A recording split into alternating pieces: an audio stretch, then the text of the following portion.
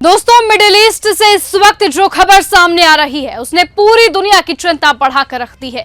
बीती रात इजराइल के लिए बेहद भारी साबित हुई है। कई रिपोर्ट के मुताबिक ईरान ने इजराइल पर अभी तक के सबसे बड़े और समन्वित हमलों में से एक को अंजाम दे दिया है। बताया जाता है कि ईरान की तरफ से करीबन 30 भारी बैलिस्टिक मिसाइलें दागी गई हैं, जिनमें 1 टन से लेकर 2 टन तक के वॉरहेड लगे थे। ये मिसाइलें इजराइल के लिए रणनीतिक ठिकानों की तरफ भेजी गई है। जैसे ही मिसाइलों का खतरा सामने आया, पूरे इजराइल में सायरन बजने लगे। लोग घबराकर अपने घरों से निकलकर सुरक्षित बंकरों की तरफ भागने लगे और कई शहरों में आसमान में मिसाइलों की चमक और जोरदार धमाकों की आवाजें सुनाई देने लगी। तो वहीं ईरान की सैन्य इकाई IRGC एयरस्पेस फोर्स की तरफ से दावा किया गया है कि इस ऑपरेशन में इजराइल के कई एयर डिफेंस और एयर स्पेस मॉनिटरिंग सिस्टम को गंभीर नुकसान पहुंचा है।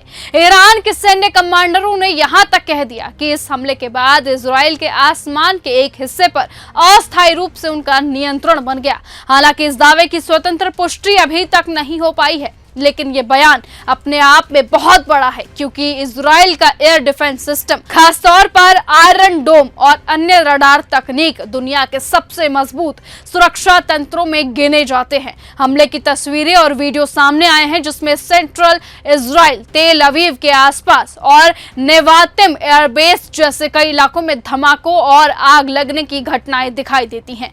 कुछ रिपोर्ट में यह भी कहा गया है कि कई मिसाइल इजराइल की रक्षा प्रणाली को पार करते हुए जमीन पर गिरी हैं, जिससे कई इमारतों और सैन्य ठिकानों को नुकसान पहुंचा है। पूरी रात इजराइल के कई हिस्सों में सायरन बजते रहे, एम्बुलेंस और सुरक्षा बल लगातार सक्रिय रहे और लोगों को सुरक्षित स्थानों पर पहुंचाया जाता रहा। इसी बीच एक और बड़ा मोर्चा भी खुलता दिखाई दिया है। लेबनान की तरफ से सक्रिय ईरान समर्थित संगठन हिजबुल्लाह ने उत्तरी इजराइल की तरफ 100 से ज्यादा रॉकेट और ड्रोन दागने का दावा किया है। यानी कि इजराइल पर एक साथ कई दिशाओं से दबाव बनाया गया। एक तरफ लंबी दूरी की मिसाइलें और दूसरी तरफ सीमावर्ती क्षेत्रों से रॉकेट और ड्रोन हमले। इस तरह के समन्वित हमलों ने यह संकेत दे दिया कि अगर तनाव और बढ़ता है तो यह संघर्ष केवल 2 देशों तक सीमित नहीं रहेगा, बल्कि पूरे मिडिल ईस्ट में फैल सकता है। इसी दौरान अमेरिका से जुड़ी एक और बड़ी खबर सामने आई। इराक में सक्रिय ईरान समर्थित इस्लामिक रेजिस्टेंस समूह ने यह दावा कर दिया है कि उसने अमेरिका के KC-135 air to air refuelling विमान को मार गिराया है। हालांकि अमेरिकी सेना के केंद्रीय कमान संगठन ने कहा कि यह विमान तकनीकी खराबी या फिर दुर्घटना के कारण पश्चिम इराक में क्रैश हुआ था।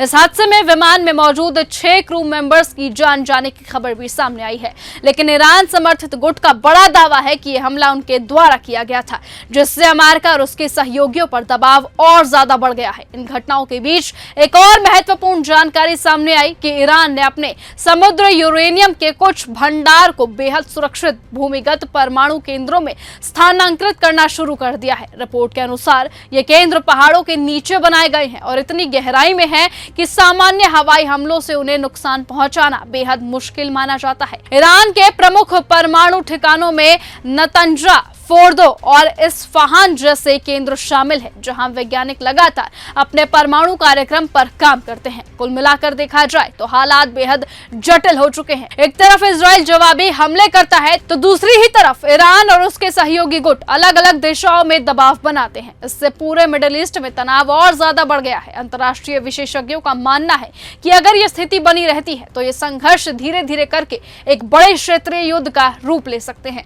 ऐसे में आने वाले दिन बेहद महत्वपूर्ण होंगे, क्योंकि हर देश की अगली रणनीति ही ये तय करेगी कि ये टकराव यहीं रुकता है या फिर कहीं और बड़ा रूप लेता है। लेकिन जिस तरीके से ये दावा किया जा रहा है कि पूरी तरह से ईरान ने इजराइल के एयर स्पेस पर जो कब्जा किया है, देखना होगा कि आखिरकार क्या ये दावा आगे चलकर सच साबित होता भी है या नहीं। फिलहाल आज की इस खबर में सिर्फ इतना ही। देखते रहिए और बने रहिए न्यूज गंगा के साथ। नमस्कार। अगर आपको ये हमारा वीडियो पसंद आया हो तो इसे लाइक और शेयर करना बिल्कुल ना भूलें। साथ ही हमारे चैनल न्यूज गंगा को सब्सक्राइब और फॉलो जरूर करें, ताकि देश और दुनिया की हर बड़ी खबर आप तक सबसे पहले पहुंचे।